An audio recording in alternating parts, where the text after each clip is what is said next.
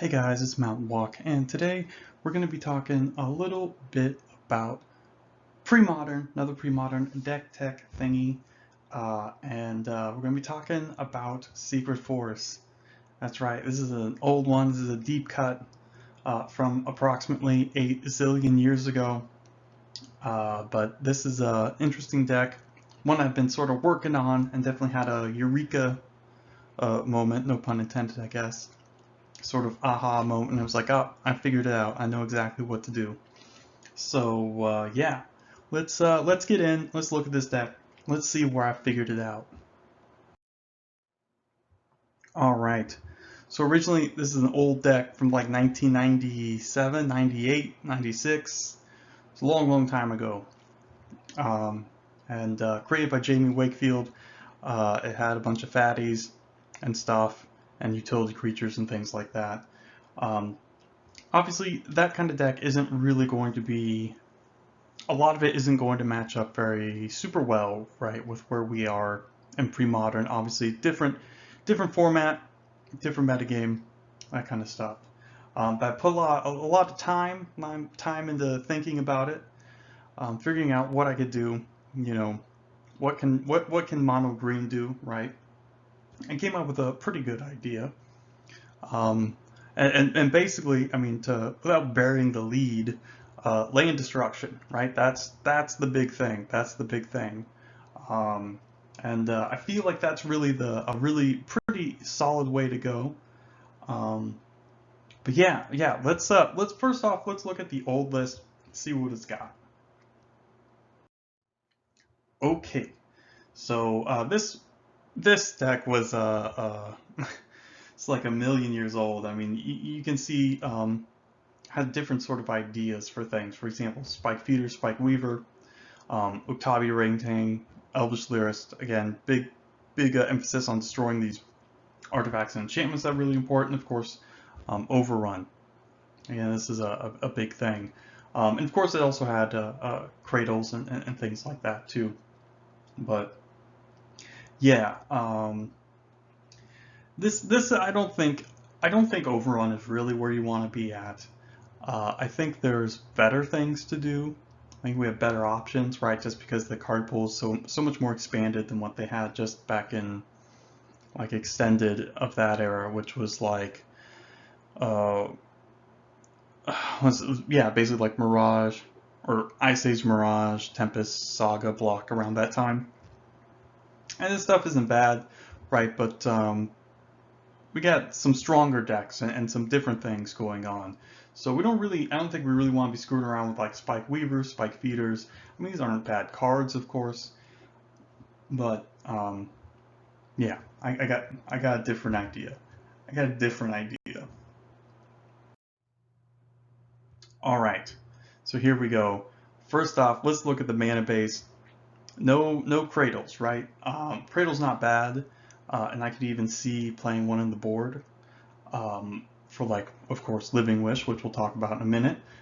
But typically, I just want a rock solid mana base, so 16 green sources. So, we'll basically always have a green source to play Unelf on turn one. That's pretty important. And then, of course, Wastelands and Rishadenport. What's a good way to activate Wasteland and Rishadenport? And also, not fall behind on board to actually advance your board position, right? Well, of course, that would be elves, right? Llanowar elves, Fyndhorn elves, that kind of stuff. So that's definitely one of the main sort of conceits. And of course, they ramp you for things like Creeping Mold, right? Creeping Mold is basically like 4 mana, destroy an artifact creature or an enchantment. It's a green sorcery. That was a big part of the old deck. I like it here because it can obviously part of the land destruction stuff, but of course it can hit things like um, well artifacts and enchantments too, without putting too fun of a point on it.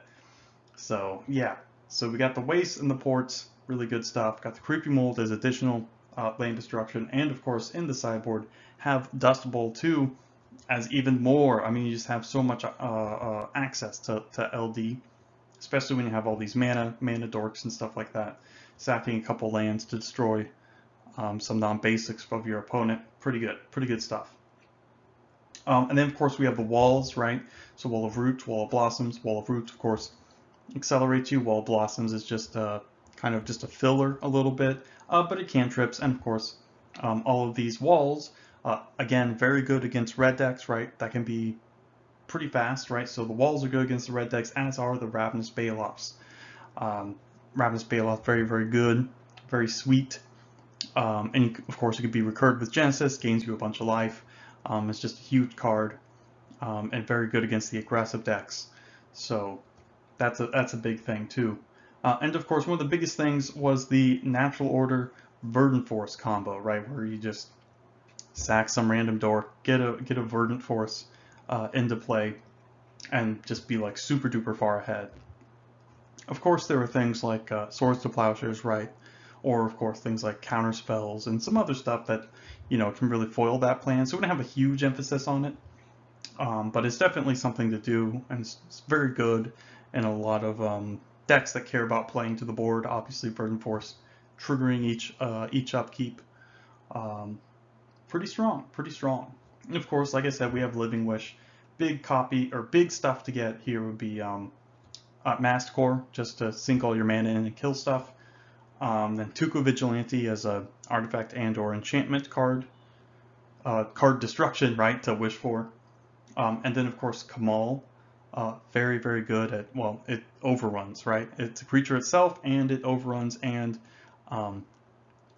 you can of course turn your own forests or lands into creatures to also be overrun. And of course Genesis, which is just, well, it's Genesis. And then of course Sylvan Library, Bearscape, Sea of Solitude, just cards you want to bring in against control decks, like probably in place of the Natural Orders.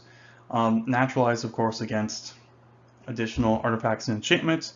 I'm not sure how much is appropriate, right? Because it feels like a little bit overloaded on the artifact or enchantment hate, but of course Creepy Mold can just destroy lands and stuff, so we'll have to see. And of course Tormod's Crypt for a lot of those nasty, unfair graveyard / combo decks and stuff. So there you go.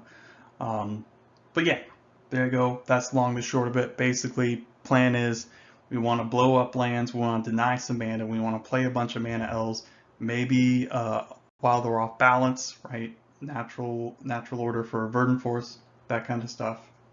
A lot of interesting stuff going on here.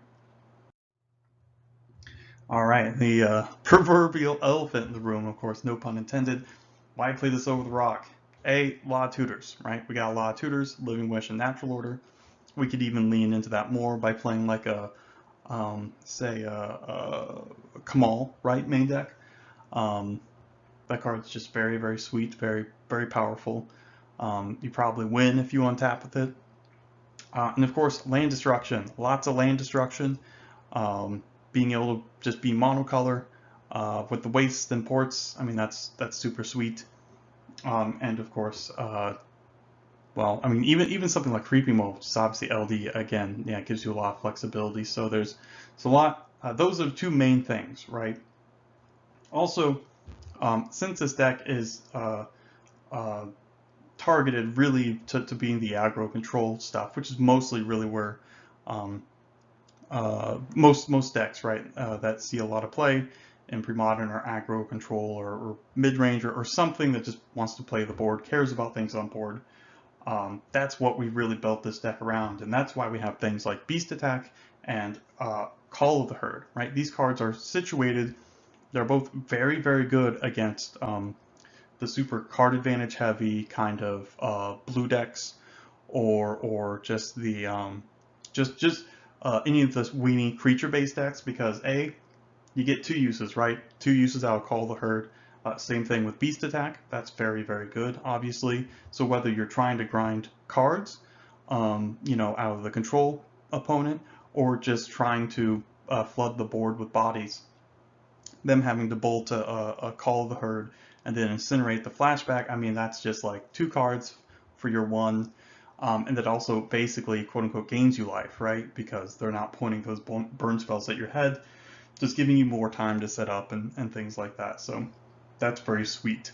And that's really where there's a lot going on there, right? With all these extra tokens and stuff, and that was definitely something that I thought would be a really good upgrade over the original deck. Obviously, this is quite different. I mean, the problem with like Spike Feeders and stuff, they just Spike Feeder, Spike Weaver, it's just not exactly what you want, right? When you can just play a Ravenous Baloth, which does more or less like 99% of what they do, but also is a legitimate threat versus control decks. And it still has the same, like, I don't have to worry about getting plowed, so you can sack it in response to plow, then you can recur it with Genesis. That kind of stuff is still there. So yeah, that's what's a lot of the reason why this deck is so different. I mean, of course, you can play more things like Elvish Lyrist or whatever main deck if you have, like, someone plays Illusion Donate or whatever, even though the deck's not typically very good. Or if they'll play something like Stasis, right? That's obviously good there. If you play against a lot of Tinker decks, right? Any of the stacks sort of style decks, Mud. Obviously, Utopia Orangutan is very good. So there's a ton of different ways to sort of build the deck, and a lot of different things you can do. But I really like this sort of this plan, the LD, which is because of how slow the format is. It's just basically good against everyone, and how good like Wall of Roots, Elves, and stuff, how well they work together with like Wastes and Ports and stuff like that. Of course, Cradle could be played in this, like as a card to wish for. I'm not sure it's 100% necessary. I imagine a lot of the time you're just looking for gas, or like, you know, maybe you want to get a Dust Bowl or whatever. So yeah, I mean, I think maybe a port is definitely pretty important. Yeah, yeah. I don't like the, or excuse me, ports, a cradle. I don't really like the cradles in the main deck because you really always just want to have like turn one dork and stuff, and that can be like kind of awkward a little bit.